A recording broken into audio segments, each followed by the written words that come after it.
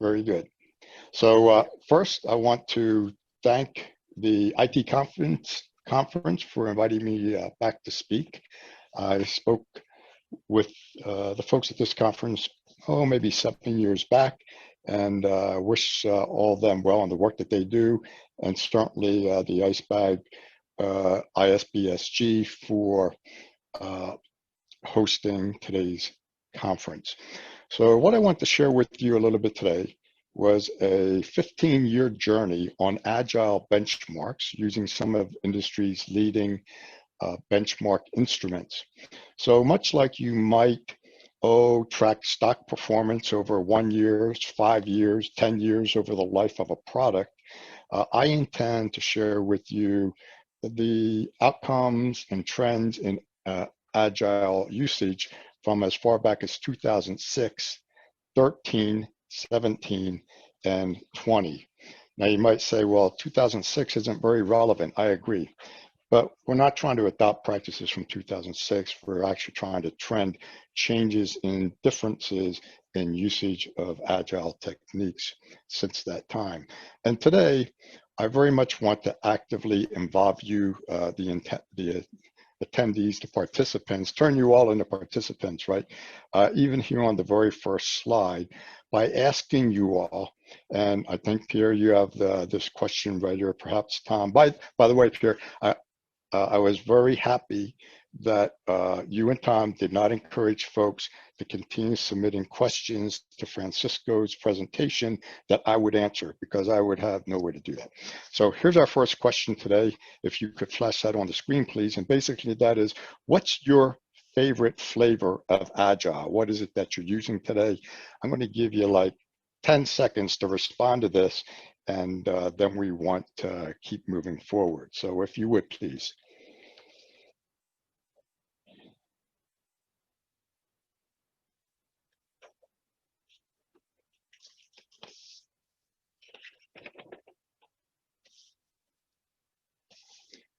This is a time-boxed exercise. Pierre, are we getting any responses? Folks return from their coffee breaks, or are we all zeros there?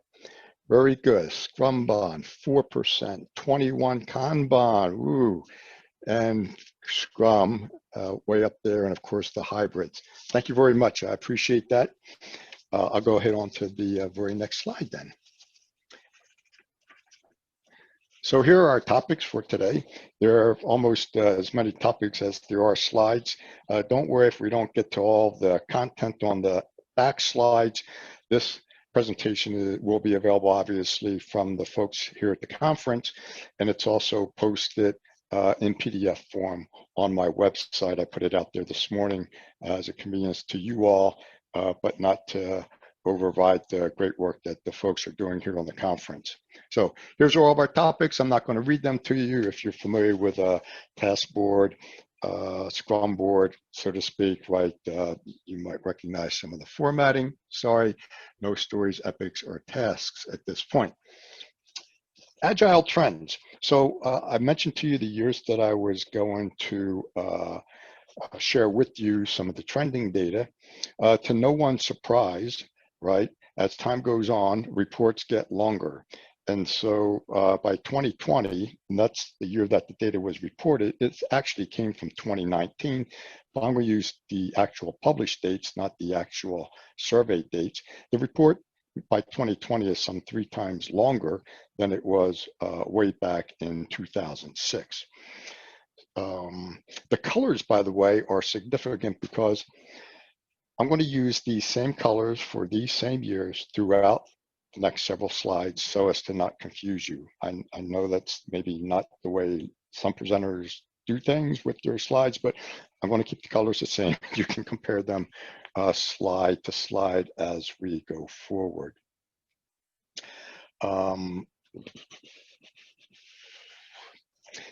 Speaking of your favorite flavor of Agile, we can kind of compare that to the 2020 purple data, right, where Scrum has reigned supreme pretty much since the time the survey has started. When I talk about the survey, I'll be talking about the annual State of Agile report, originally done by version 1, now done by Digital AI. The 2020 data, at least the purple data, reflects the data from published by Digital AI. But let's look at our numbers, right? So Scrum, they had around 60%. You all had around 50%. The hybrid, they had about 10. You have about 25. DSDM has fallen out of popularity, so to speak, over the last couple surveys. Hasn't shown up on the report as being widely used. Scrumban, you all had, for Scrumban, you had 4%, and that's pretty darn close to what the industry is talking about. Kanban, you all at 21, and that's certainly more than what industry has reflected. By the way, what we're going to see later is that much of the data that comes from these reports comes from folks not using version 1's products, so that's kind of a good thing. The missing data on the right-hand side from the years Kanban, Scrumban were not sampled or included as options as far back as 2006. You can see that there's a slight increase in their use over time. If that's meaningful to you, I know our numbers are a little bit higher on certainly on the Kanban side. So having shared that thus far, I have a second question for you today, and I would like, Pierre, you're sharing these, right, or is it Tom? Well, whoever's doing the great job, I'd like to give you a moment to please select your biggest challenge to successful Agile transformation. And you can pick as many answers as you'd like, because you may have one. And in fact, there's oftentimes more than one. So if you take a moment, please, and check the boxes that are most relevant to you.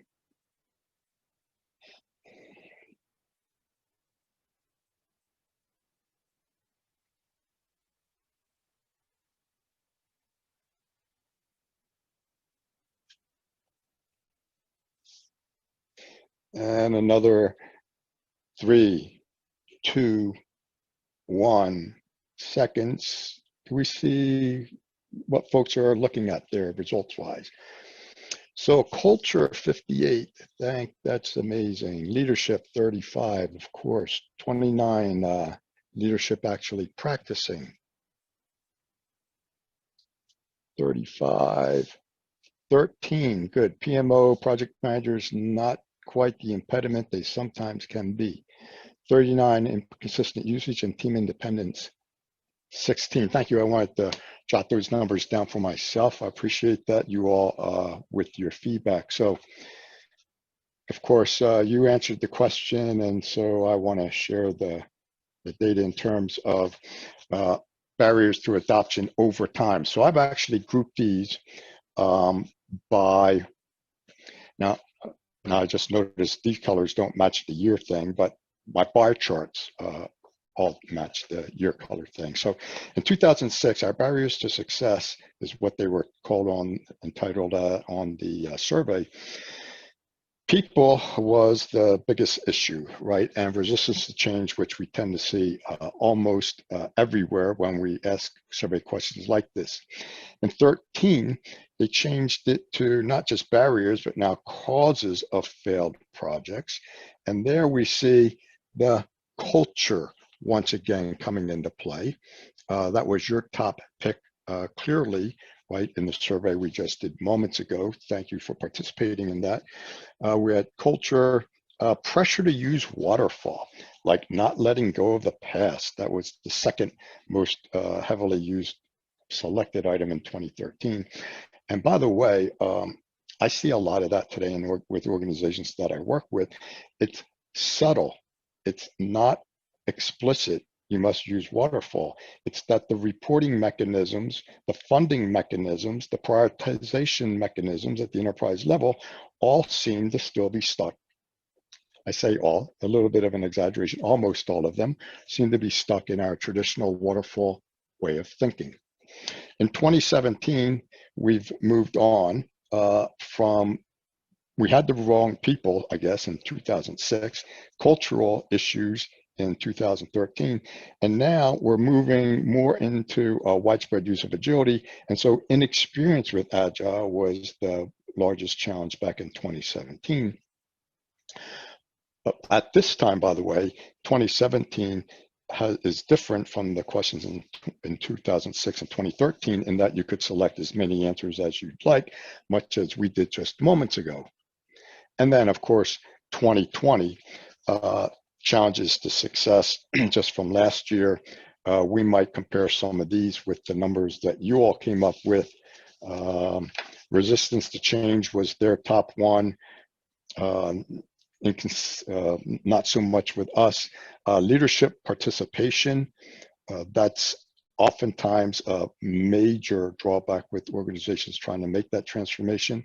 Again, in my observations, practices, and readings, mostly in my observations on site with different clients and with members in various certification workshops. So limited leadership participation. Yours was around leadership, understanding Agile and actually practicing it. Inconsistent team practices was a big one for them.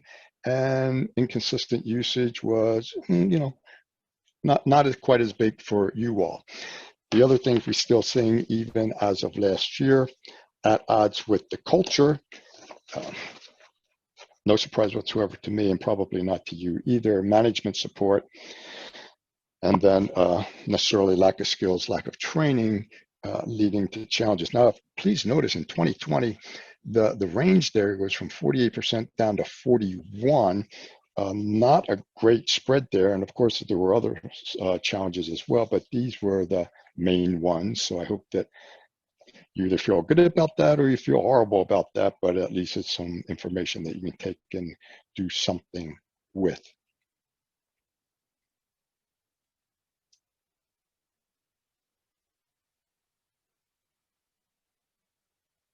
So here are some of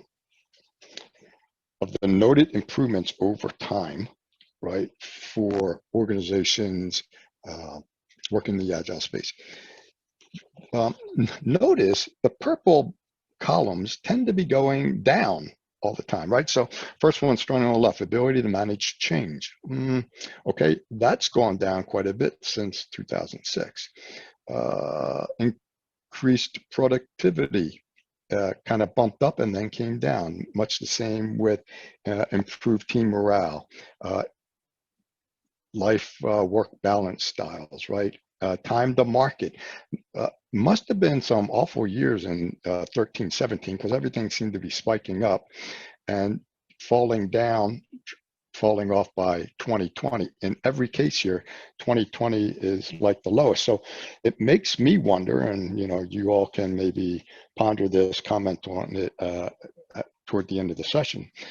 I have to wonder if the reason for those values going down is because we're addressing the things that are a big deal and therefore the results are showing better over time, or because something else that we haven't put our finger on is getting worse. I'm sure you all have some stories associated with that.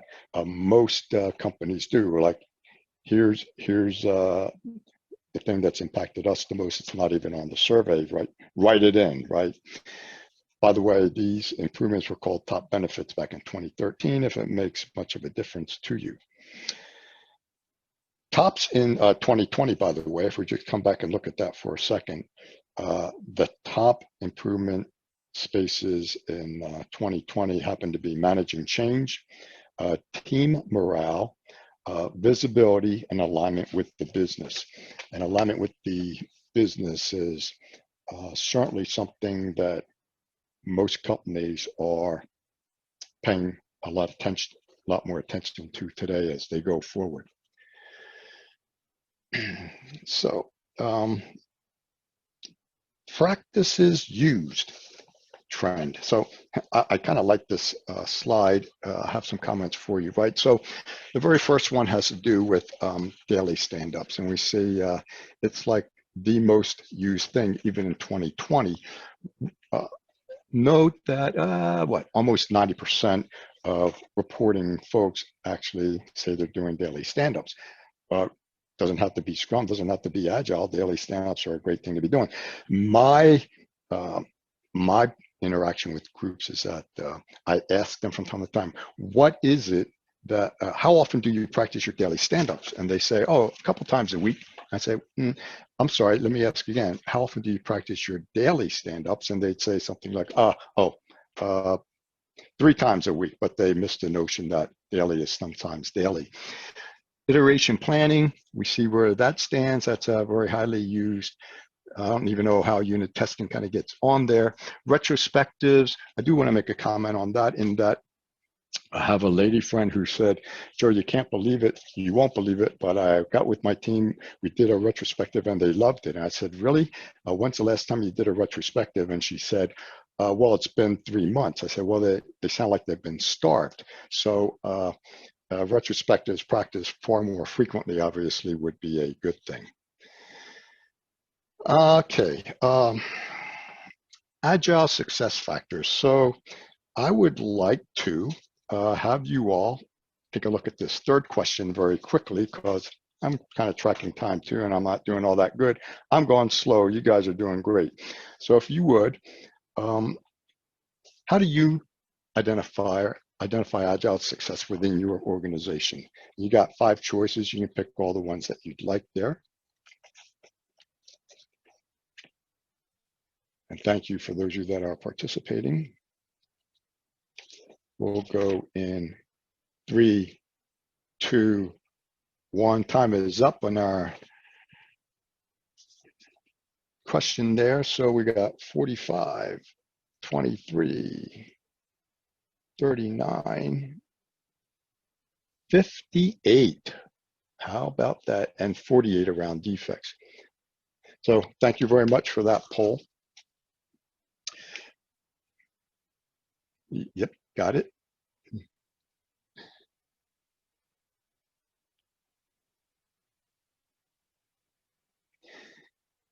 So here's what industry was saying, right, over the past couple of years at least.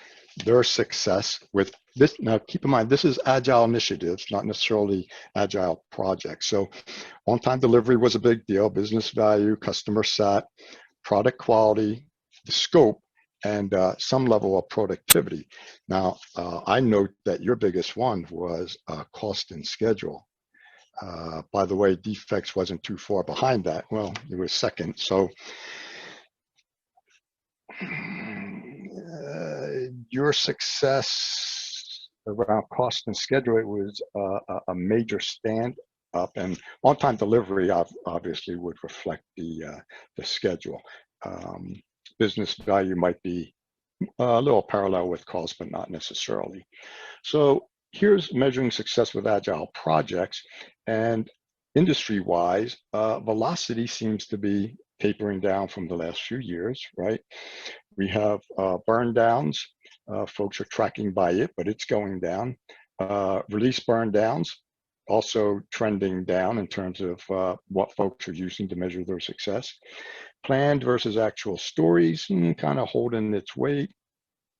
Burn up charts, when they look good, I guess people are happy. Interesting, WIP fell off. Work in progress fell off. This most recent survey, however, with so many of you doing Kanban or Scrumban, I think that would be more important to you. And then defects, not quite as important to them as they were to you all, with like 48%. So if you don't remember your numbers on these, right, velocity was 45, number of releases 23, milestones achieved 37, cost and schedule 58, big one, right? And then defects 48 for those of you trying to track this. So I want to talk about not being about measuring the team's delivery, right? It's the team's delivery, not the team's productivity, that we should be focusing on. So benchmarking, I'm going to switch gears a little bit here, right, and move out of the what's been going on, what others have said in the Agile space who are benchmarking their practices and improvements, and talk about maybe benchmarking considerations in the Agile space. So I believe who is more important than the what. So I think you want to be looking for the extent of Agile use for the teams that you're and organizations you're benchmarking against. Obviously, which Agile, how mature they are with Agile. If you compare yourself to a bunch of rookies, you're going to look good. And if you're comparing yourself to a bunch of gurus and experts, then that won't fare so well. Whether or not that organization is doing DevOps, whether they're aligned in product teams versus project teams, that's a big deal. Product or project funding streams, that might be a big influence. Of course, continuous integration testing, delivery, maturity might be something of interest when you're picking benchmarking partners in the Agile space. And of course, how they're doing scaling, right? Because everybody tends to be doing or migrating toward safe today, but there are valid other approaches out there. Here are some potential metrics that you might consider, and you probably already do. Value delivery, as much as that pains some folks because it's harder for them to put their fingers on. Time to market, team satisfaction, customer satisfaction, and then, of course, release defects might be good candidates. I want to offer this slide. And by the way, I had no intention of getting through all the slides. So anytime they tell me, Joe, you're out of time, I'll be okay. However, all the information is available on the slides. You can go back and look at them more carefully, obviously, right? Be careful when you're benchmarking. Make sure you're similar to the organization you're benchmarking yourself against, especially teams whose model is being widely used today, extolled today, exalted today, right?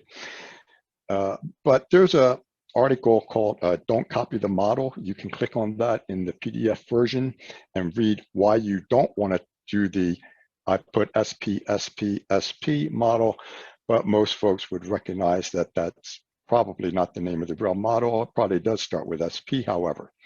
And then I want to quote Tachi Ono, the Toyota guru, right, who brought so many things around quality and lean to the world. Stop trying to borrow wisdom, think for yourself, face your difficulties, think, solve your problems. A great quote from Tachi. One point I did want to make, because historic measures are not useful in an Agile environment, that doesn't mean that Agile measures are wrong. Nor does it mean we need to establish standards to feed measurement systems intended for a different type of work or workflow. And I suspect this is why cost and schedule gets to be an issue with so many organizations, because cost and scheduling should be very different looking in an Agile environment. And yet we try to force Agile work oftentimes into a very traditional cost schedule framework. Now, this is a little bit harder to read, and I want to start with the opening words, right? Those of us with any God-given sense need to resist all attempts by the organization or ourselves to compare velocity amongst teams. And in the red are the main points, right? Teams might not have the same number of members. It may not have the same, be the same place in their development, form, storm, norm, perform type things. May not have the same composition of talents. They have varying rates of turnover or churnover.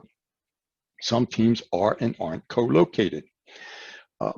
What Pierre alluded to as we were starting the presentation this morning is an Agile novel that I've written over the past few months, was released on Kindle KDP just 2 days ago. It is called Aligning People and Culture for Agile Transformation.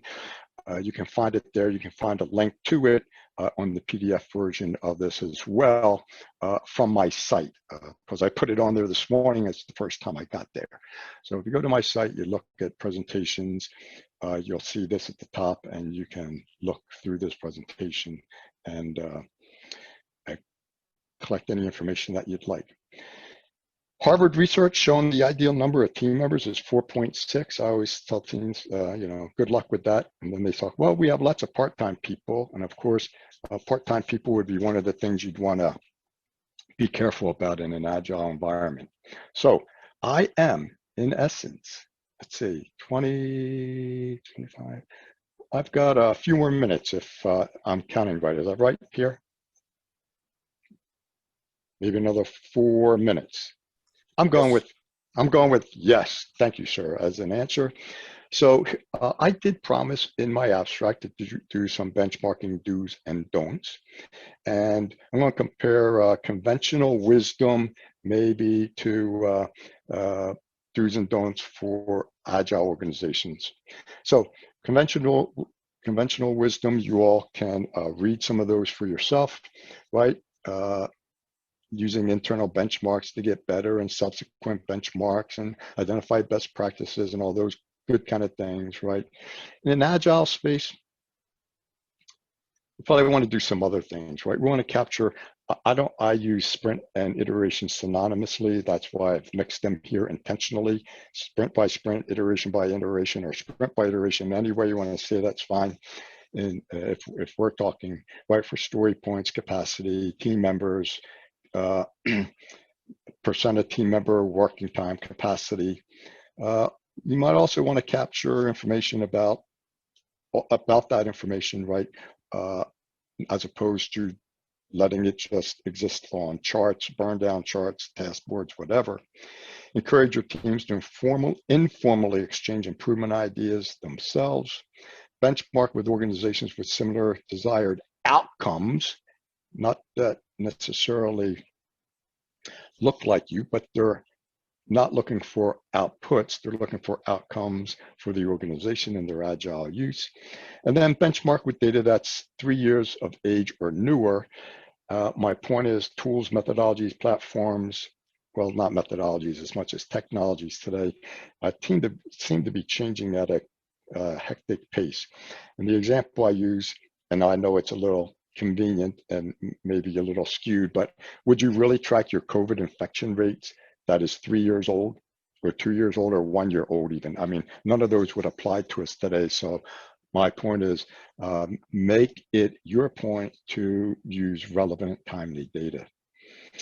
And then I thought to myself, as I was building through this presentation, the more I actually study benchmarking, the less confident I am that I have anything to offer. So if those of you that think I'm just making stuff up and going berserk here, I actually felt that way during the development of all these materials because there's just so much to deal with. All right, benchmark suggestions for agile organizations. Make your objectives visible. Look at product and process measures. Define your measures and metrics. Look about unintended consequences when you start collecting measures. Do it statistically if you can. You'll be even better if you do it in an ongoing way. Come up with some lean checklists. Track and trend statistically if you can. And then scope, schedule, and cost. Gosh, right? Scope is determined during sprint planning as the sprint commitment. This is very different than the cost schedule, PM-driven, traditional waterfall thinking that inculcates so many organizations. The schedule itself is time boxed. Cost is agreed to before the sprint, limited, primarily during the sprint or for that release. And one of the great values about being agile is, I like to say, often overlooked, is once a project gets so far out of whack or under delivers on value, it's much easier to identify that project to be terminated soon. This is Agile Benchmark Practices from good old the Gartner Magic Quadrant, so to speak. I'll let you look through this on your own.